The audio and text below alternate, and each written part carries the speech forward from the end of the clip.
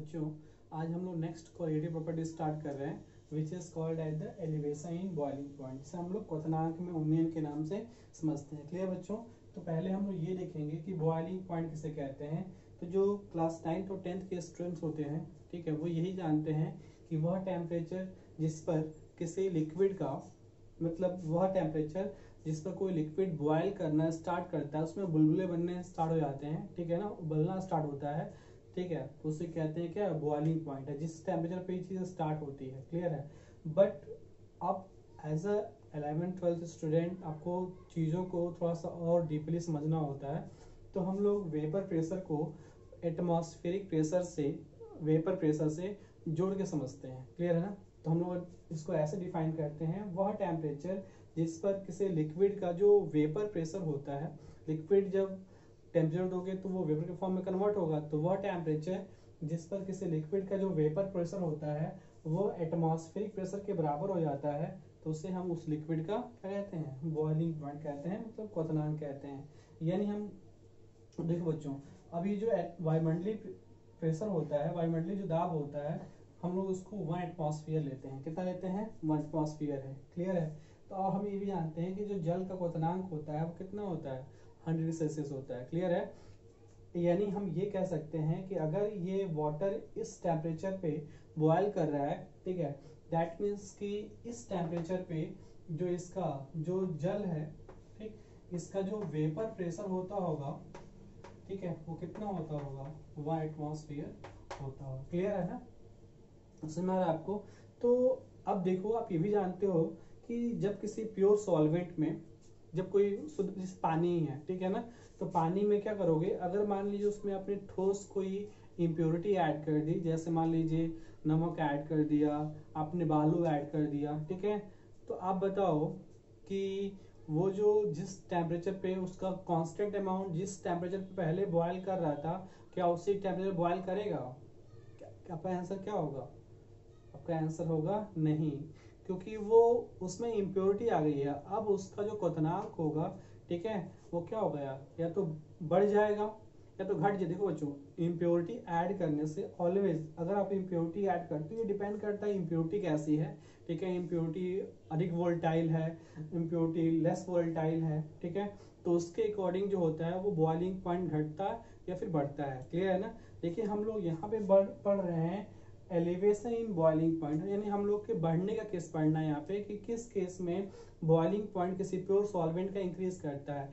एक ही केस में इंक्रीज करेगा बच्चों, या आपने जो उसमें इम्प्योरिटी ऐड की है ना, वो क्या हो, वो सॉलिड हो, पहला केस, ठीक है, और सॉलिड होने के साथ साथ अगर सॉलिड ना भी हो, ठीक है, तो उस पर जो इंटरमोलिकुलर अट्रैक्शन फोर्सेज हो बच्चों, वो स्ट्रांग हो, ठीक है, यानी वही आपका जो सब्सटेंस है वो बॉइलिंग पॉइंट को बढ़ा सकता है, जिसकी स्केपिंग प्रॉपर्टी, मतलब वेपर के फॉर्म में कन्वर्ट होने की जो प्रॉपर्टी हो, ठीक है, वो क्या हो, वाटर की तुलना में थोड़ा सा क्या हो, मतलब वेपर के फॉर्म में वो कन्वर्ट होने की जो प्रॉपर्टी है वाटर की तुलना में क्या होना चाहिए, थोड़ा सा कम होना चाहिए, क्योंकि वो वाटर से अधिक वेपर के फॉर्म में कन्वर्ट होगा तो आसानी से उसका जो वेपर प्रेशर है वो एटमॉस्फेरिक प्रेशर क्या होगा, बराबर हो जाएगा, तो आसानी से वो लिक्विड क्या करेगा, बॉयल करेगा। भाई जितनी आसानी से वो वेपर में कन्वर्ट होगा, उसका जो प्रेशर होगा वो एटमॉस्फेरिक प्रेशर के उतनी आसानी से क्या होगा, क्लोज आएगा। क्लियर है ना? तो इस वजह से हम लोग को हमेशा ये ध्यान देना होता है कि जो आपका क्वथनांक उसी केस में इंक्रीज करता है जब आप इम्प्योरिटी जो ऐड करते हो, ठीक है, या तो वो सॉलिड हो, ठीक है, और क्या हो, नॉन वोलेटाइल हो, क्या हो, नॉन वोलेटाइल हो, मतलब आसानी से वो वाष्प के फॉर्म में कन्वर्ट ना हो, उसमें जो मॉलिक्यूलर अट्रैक्शन फोर्सेज हो, जो इम्प्योरिटी आप ऐड कर रहे हो वो स्ट्रांग हो, ठीक है, तभी वो वेपर प्रेशर को क्या कर सकता है, कम कर सकता है, यानी बॉइलिंग पॉइंट को बढ़ा सकता है। समझ में आया? जैसे मैंने कहा कि अगर आपने वाटर ले लिया, प्योर सॉल्वेंट, प्योर सॉल्वेंट के फॉर्म में आपने क्या ले लिया, वाटर ले लिया, ठीक, अब वाटर में अगर आपने कोई सॉलिड सब्सटेंस डाल दिया, मान लीजिए आपने सैंड ऐड कर दिया, ठीक है ना, सैंड ऐड कर दिया, आपने NaCl ऐड कर दिया, आपने यूरिया ऐड कर दिया, ठीक है ना, तो क्या होगा, ये जो वाटर का जो बॉइलिंग पॉइंट है बच्चों, ये इंक्रीज कर जाएगा, ठीक है। आपको सबको पता है कि किसी भी सब्सटेंस का जो बॉइलिंग पॉइंट होता है वो इसकी स्पेसिफिक प्रॉपर्टी होती है, ठीक है। प्रत्येक सब्सटेंस का एक फिक्स बॉइलिंग पॉइंट होता है, फिक्स फ्रीजिंग पॉइंट होता है, ठीक है ना, फिक्स मेल्टिंग पॉइंट होता है। क्लियर है? प्रत्येक सब्सटेंस का एक फिक्स, ये एक स्पेसिफिक प्रॉपर्टी होती है सब्सटेंस की, ठीक है, जितने भी आपके केमिकल सब्सटेंस होते हैं। क्लियर है ना?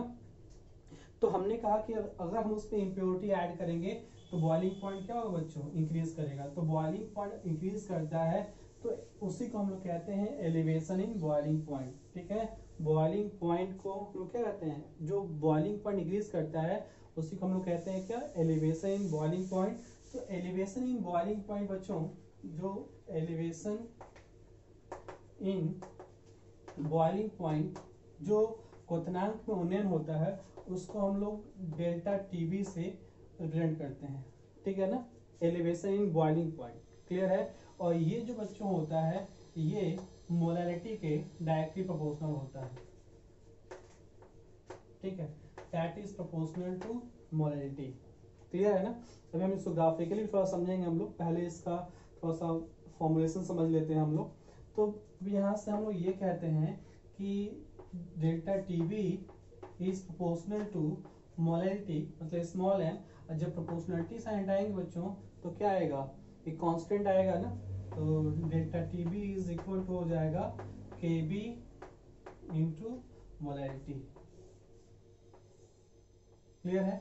अब यहाँ पे क्या है, तो मैंने बताया कि delta TB elevation boiling point है, एम जो है बच्चों वो क्या है, मोलैलिटी है, where Kb is called as, that is molar elevation constant, इसको हम लोग कहते हैं मोलर एलिवेशन कांस्टेंट। क्लियर है ना? और प्रत्येक, that is the property of solvent, Kb is the property of solvent. ये सॉल्वेंट की प्रॉपर्टी होती है बच्चों, किसकी प्रॉपर्टी होती है, सॉल्वेंट की।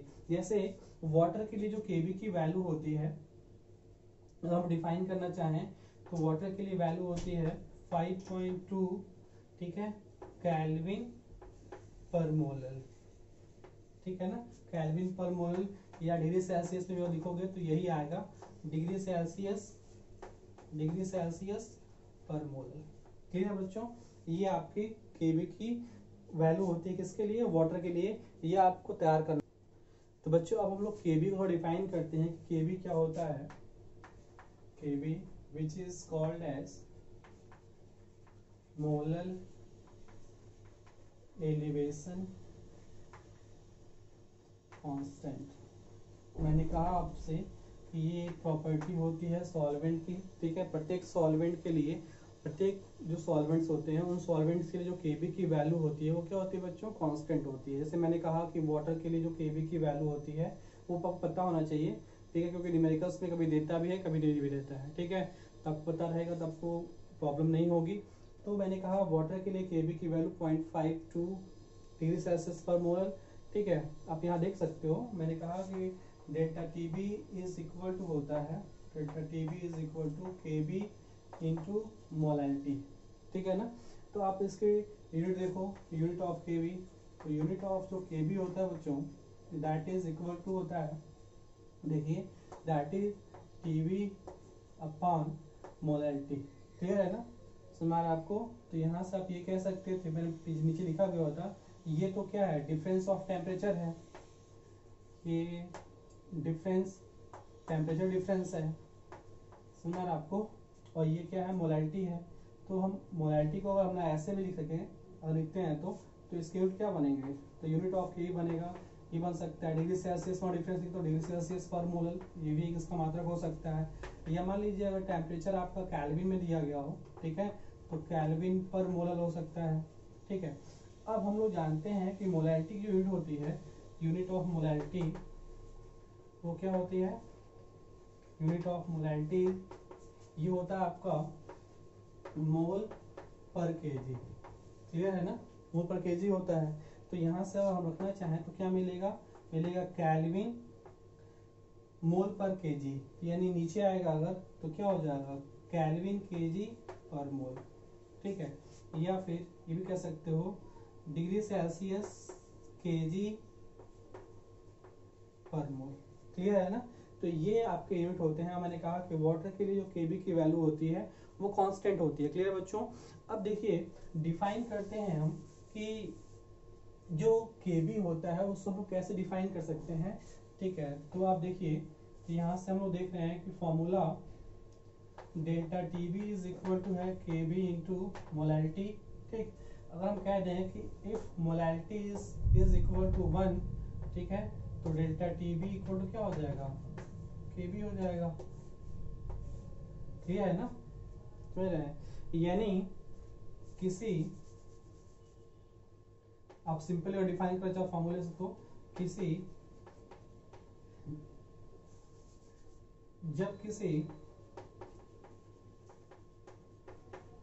जब किसी विलयन की मोललता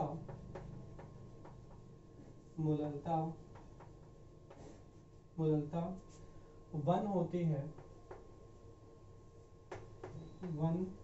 होती है तो उस स्थिति में क्वथनांक में हुए उन्नयन को मोलल उन्नयन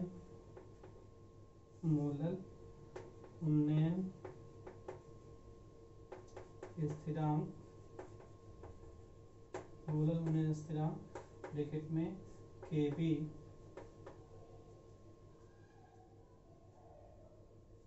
उन्नयन को मोलर केबी कहते हैं। ठीक है ना। यानी आप देख सकते हो कि अगर मोलैलिटी 1 हो जाती है तो उस केस में जो केबी की वैल्यू है वो डेल्टा टीबी के क्या है, मान कह सकते हो कि जब किसी सोल्यूशन की मोलैलिटी 1 होती है तो उस केस में क्वथनांक में जो एलिवेशन होता है, बॉइलिंग पॉइंट में जो वृद्धि होती है, उन्नयन कह लो वृद्धि कह लो, मतलब एक ही है। क्वथनांक में उन्नयन का मतलब हो गया क्वथनांक में वृद्धि। ठीक है ना। तो जो क्वथनांक में वृद्धि होती है, ठीक, तो उसे कहते हैं क्या, हम केबी। फिर रिपीट कर रहे हैं, जब किसी विलयन की मोललता 1, ये एक न्यूमेरिकल वैल्यू है, 1 होती है, 1 मोल पर केजी हो, या फिर इसको ऐसे भी कर सकते हो 1 मोल पर केजी हो, ठीक है, या होती है, तो उस स्थिति में क्वथनांक में हुए उन्नयन को क्या कहते हैं हम लोग, मोलल उन्नयन स्थिरांक कहते हैं। क्लियर है बच्चों। और मैंने कहा कि ये सॉल्वेंट प्रॉपर्टी, इसको आप ऐसे भी डिफाइन कर सकते हो, बुक्स में आपको ऐसे भी डेफिनेशन मिल जाएगा। ये तो मैंने फॉर्मूला से डेफिनेशन बताई है आपको। ठीक है, कि जब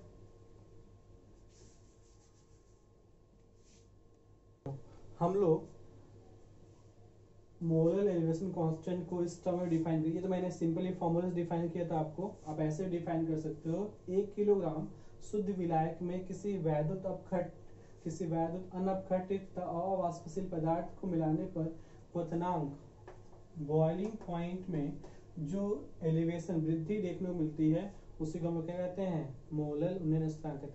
देखिए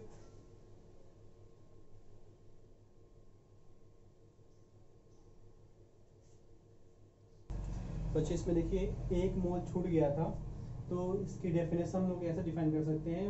1 किलोग्राम सॉल्वेंट में किसी वैद्युत अनअपघटित अवाष्पशील पदार्थ का 1 मोल पदार्थ, किसी वैद्युत अनअपघटित अवाष्पशील पदार्थ का 1 मोल मिलाने पर क्वथनांक में जो वृद्धि होती है उसको हम लोग मोलल उन्नयन स्थिरांक के नाम से जानते हैं। क्लियर बच्चों। तो ये हम अब यहाँ से देखिए बच्चों, ये जो डेफिनेशन है delta T B is equal to K B into molality, तो हम लोग जानते हैं कि मोलैलिटी इक्वल टू क्या होता है, मोलैलिटी इक्वल टू होता है, molality small m is equal to amount of solvent into 1000, ठीक है, upon that is the molar mass of solute into amount of solvent. ठीक है, तो इसी फॉर्मूला को ऐसे भी लिख सकते हैं, delta T B is equal to K B into small w into 1000 upon molar mass of solute, ठीक है, इंटू अमाउंट ऑफ सॉल्वेंट। तो हम लोग उसी चीज को इस टर्म में भी समझ सकते हैं। क्लियर बच्चों, हमारा आपको तो जो फार्मूला ये है वही फार्मूला ये भी है। मैंने क्या किया है, बस मोलैलिटी का जो फार्मूला है उसको मैंने रिप्रेजेंट कर दिया यहाँ पे। क्लियर है ना। तो इस तरह से हम लोग मोलर एलिवेशन कांस्टेंट, देखिए इस तरह के जो न्यूमेरिकल्स होते हैं, इस तरह के जो फॉर्मूले होते हैं, उनमें न्यूमेरिकल्स जो होते हैं कई तरह के आते हैं। जैसे मान लीजिए कभी ये भी पूछ सकता है, कभी ये भी पूछ सकता है, कभी ये भी पूछ सकता है। या फिर ये देखिए जब मोलैलिटी के टर्म में इसको हम फॉर्मूला रखेंगे तो अमाउंट भी पूछ सकता है, मोलर मास अधिकतर पूछा जाता है, अमाउंट ऑफ सॉल्वेंट, मतलब कम से कम इस पे 4-5 तरह के न्यूमेरिकल्स प्रॉब्लम बन सकते हैं। क्लियर बच्चों। अब हम लोग देखते हैं इसे ग्राफिकली हम लोग एलिवेशन बॉइलिंग पॉइंट को कैसे समझ सकते हैं। क्लियर है ना। तो देखिए हम लोग क्या करते हैं कि एक ग्राफ प्लॉट करते हैं जिसमें हम लोग इस टेम्परेचर इस पे हम लेते हैं इस एक्सिस पे वेपर प्रेशर,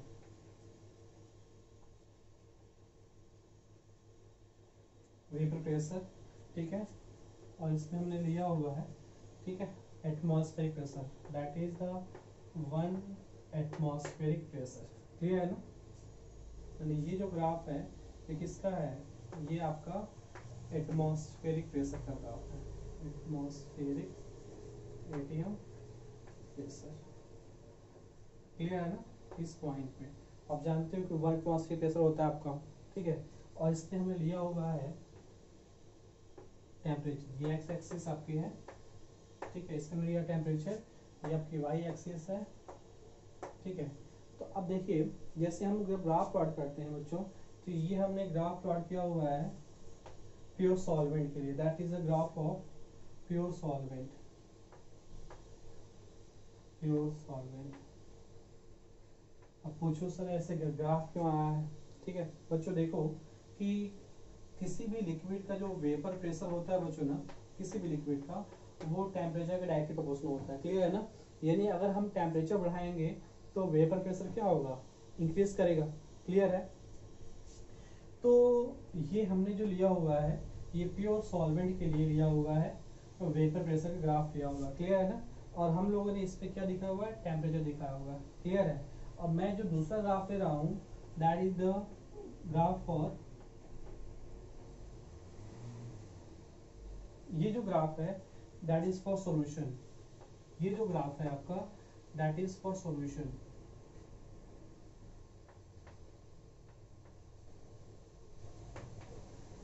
जो सॉल्यूशन है, ठीक है ना, उसके वेपर प्रेशर का ग्राफ है with respect to temperature. Clear है ना। आपको यहाँ दिख जाएगा कि सेम अगर हम लोग देखते चाहते हैं वेपर प्रेशर, तो देखिए ये जो वेपर प्रेशर है यहाँ से हमने स्टार्ट माना हुआ है, सपोज दैट, ठीक है। तो अगर हम लोग यहाँ पे देखना चाहें, ठीक है, तो ये जो आपका पॉइंट होगा, ठीक है, इस पॉइंट पे वो जो लिक्विड है वो बॉयल करना स्टार्ट कर देगा इस प्रेशर पे। तो अगर हम इस पॉइंट से, क्योंकि ये वहां कट कर रहा है ना इसको, जो एक वायुमंडल वाले दाब पे जो रेखा आपकी स्ट्रेट लाइन उसको यहाँ पे कट कर रहा है, अगर इस पॉइंट से इस पे हम लोग लंब डाल दें, ठीक है, तो ये जो आपका परपेंडिकुलर होगा इससे हम लोग का टेम्परेचर मिल जाएगा, ठीक है, और ये क्या होगा, प्योर सॉल्वेंट का बॉइलिंग पॉइंट हो जाएगा। क्लियर है ना। That T not be the boiling point of pure solvent, because इस टेम्परेचर पर हम देखते हैं कि क्या होता है कि उस लिक्विड का जो वेपर प्रेशर है प्योर सॉल्वेंट का, देखिए 1 एटमॉस्फेयर क्या हो रहा है, बराबर हो जा रहा है। ठीक है। अब वही चीज हम लोग सोल्यूशन में देखेंगे, तो सोल्यूशन के लिए जो ग्राफ है, ठीक है, यहाँ तो आएगा नहीं, ये ग्राफ हमने प्लॉट किया तो ऐसा ग्राफ मिला हम लोग को। ठीक वही चीज, चाहे वो ये देखिए ये प्योर सॉल्वेंट के लिए है, ठीक है, और यही चीज हम लोग अगर सोल्यूशन के लिए भी खींचेंगे तो वेपर प्रेशर का जो ग्राफ आएगा विथ रिस्पेक्ट टू टेम्परेचर, ये सोल्यूशन के लिए भी ऐसा ही आएगा। ठीक है ना। स्ट्रेट लाइन ही हम लोग मिलेगी, हम ऐसे भी ग्राफ प्लॉट कर सकते हैं। ठीक है ना। तो ये ग्राफ यहाँ इंटरसेक्ट कर रहा है, तो अगर इस पॉइंट से हम लोग क्या करें कि इस पॉइंट से हम लोग यहाँ पे परपेंडिकुलर ड्रॉ कर दें, ठीक है, तो ये जो होगा दैट पॉइंट इज द क्या टी बी। अब देखो टी नॉट बी क्या है, that is T not B is defined as boiling point of pure solvent, ये प्योर सॉल्वेंट जो है उसका बॉइलिंग पॉइंट है, ठीक है। और जो TB है that is the boiling point of क्या, सॉल्यूशन, ये आपका सॉल्यूशन के बॉइलिंग पॉइंट का है, ठीक है ना, ये TB। तो आप देखो कि इसमें डिफरेंस आ रहा है ना, ये जो डिफरेंस है, ठीक है, ये कहलाता है आपका डिफरेंस डेल्टा TB, क्लियर है ना। और ये डेल्टा TB की वैल्यू है, कैसे निकालेंगे हम लोग, तो यहाँ देखेंगे कि delta TB is equal to हो जाएगा आपका फाइनल, ये है ना, देखिए यह टेम्परेचर आपका क्या कर रहा है, इंक्रीज कर रहा है, तो ये TB माइनस T0B, क्लियर है, सुना रहा है। और ये चीज जो होती है, ये सॉल्यूशन की जो मोलैरिटी होती है, ठीक है ना, उसके डायरेक्टली प्रोपोर्शनल होता है। इसी वजह से यहाँ से आता है आपका del TB is equal to क्या, KB इंटू मोलैरिटी, ठीक है। तो that is the graphical representation of क्या, elevation in boiling point. I hope आपको समझ में आ रहा है। फिर मैं क्लियर कर देता हूँ बच्चों। देखिए मैंने इस ग्राफ में क्या लिया हुआ है, इस ग्राफ में लिया हुआ है, इस एक्सिस पे लिया हुआ है मैंने वेपर प्रेशर को लिया हुआ है, और इस एक्सिस पे लिया हुआ है हमने क्या, टेम्परेचर को लिया हुआ है, ठीक है। तो मैंने ये जो ग्राफ खींचा हुआ है ये प्योर सॉल्वेंट का है, ये जो ग्राफ है वो सॉल्यूशन का है, क्लियर है ना। और ये जो मैंने एक लाइन खींची हुई है, ये 1 एटमॉस्फेरिक जो प्रेशर है वो उसका लाइन है, वेपर प्रेशर जो है, ठीक है। ये मैंने 1 एटमॉस्फेरिक प्रेशर का बाउंड्री लिया हुआ है, ठीक है। तो जब भी मान लीजिए वेपर प्रेशर आपका यहाँ तक पहुंचेगा तभी तो लिक्विड बॉयल करना स्टार्ट करेगा आपका, क्लियर है ना। चाहे इसके लिए तो यहाँ पहुंचेगा तब वो बॉयल करेगा। तो ये जो देख रहे हो कि दोनों, अगर ये दोनों सेम हो जाता तो वो क्या दिखाता कि प्योर सॉल्वेंट है वो, ठीक है, मोलैरिटी आपकी क्या हो जाती। तो हम उस केस में ये देखते हैं कि जो डिफरेंस है, ठीक है, ये जो टेम्परेचर डिफरेंस है ये मोलैरिटी क्या होता है, डायरेक्टली प्रोपोर्शनल होता है। अब यहाँ बच्चे इसको भी लेकर कंफ्यूज है, डेल TB क्या होता है। तो देखो डेल TB जो होता है that is the boiling point of solution minus boiling point of pure solvent, ठीक है, दैट इज द डिफरेंस। और that difference is proportional to molarity. ये यहाँ से कह सकते हैं डेल्टा TB, आप इसको भी ऐसे लिख सकते थे, delta TB is T0B minus TB minus T0B, ठीक है, is equal to KB into molarity. आप इसको ऐसे भी लिख सकते हैं, क्लियर है ना। तो ये आपका ग्राफिकल रिप्रेजेंटेशन है, क्लियर है ना। आई होप आपको ये बच्चों जितने भी न्यूमेरिकल्स हैं इस टॉपिक के, मैं पूरा एक ही लेक्चर में इसको, मतलब 1 से 2-3 लेक्चर में इसको कंप्लीट करूंगा। न्यूमेरिकल सारे हम लोग एक साथ देखेंगे, क्लियर है ना। चलिए आई होप आपको समझ में आया।